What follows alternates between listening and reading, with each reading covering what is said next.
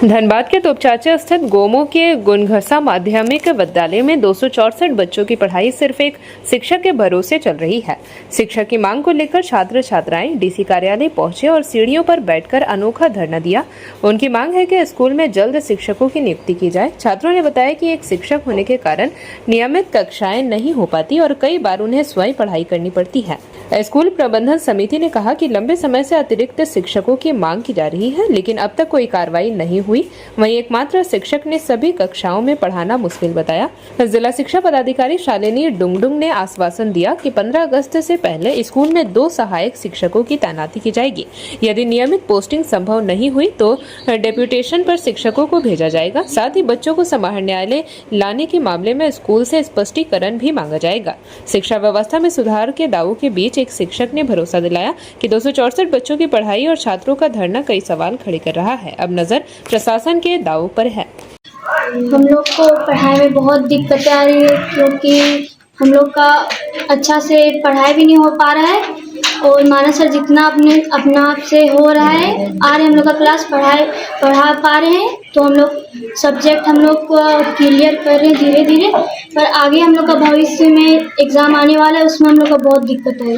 शिक्षक की मांग का हम यही मांग करना चाहते हैं कि हम लोग का स्कूल में शिक्षक का कमी है, तो हम लोग को शिक्षक चाहिए। मानस सर के पास जितना टाइम होते हैं हम लोग को देते हैं और मानस सर ऑफिस का भी काम संभालते हैं और हम लोग को भी देखते हैं, और हम लोग को टीचर की कमी है, इसलिए हम लोग डीसी ऑफिस गए थे टीचर का मांग करने।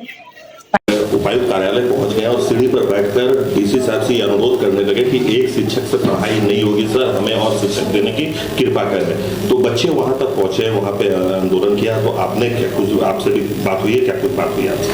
हाँ, मुझे इस विषय में जानकारी प्राप्त हुई और मुझे आइडिया तो नहीं है कि कहाँ के मुखिया जी थे, बट मुखिया जी आए हुए थे हमारे कार्यालय और मुखिया जी के द्वारा यही कहा गया कि हम 150 बच्चे लेकर आए हैं, हमें शिक्षक की आवश्यकता है।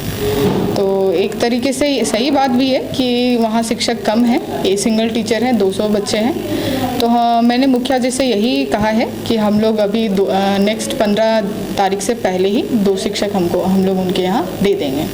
तब जाके फिर मुखिया जी वहाँ पे सभी बच्चों को लेकर गए हैं। कब से ये शिक्षक की कमी चल रही है? देखिए, शिक्षक की कमी सिर्फ यहीं पे नहीं है, सभी जगह पे है। ठीक है, अगर कहीं ना कहीं तो आप देखिएगा तो सारे ज़िले में कहीं ना कहीं सिंगल टीचर्स या फिर 0 शिक्षक भी बहुत हैं।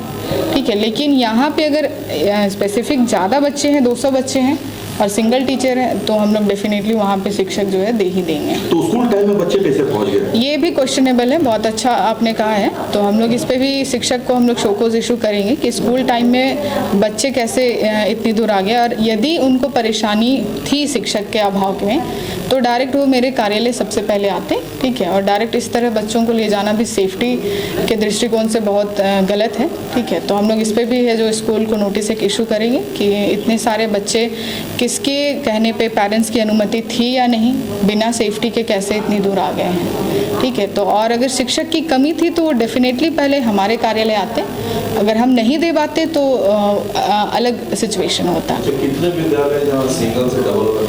देखिए, काफ़ी ऐसे स्कूल्स हैं, अभी करेंटली तो मैं एग्जैक्ट डेटा नहीं बता पाऊंगी, बट ऐसे काफ़ी स्कूल्स हैं जहाँ पे सिंगल शिक्षक हैं।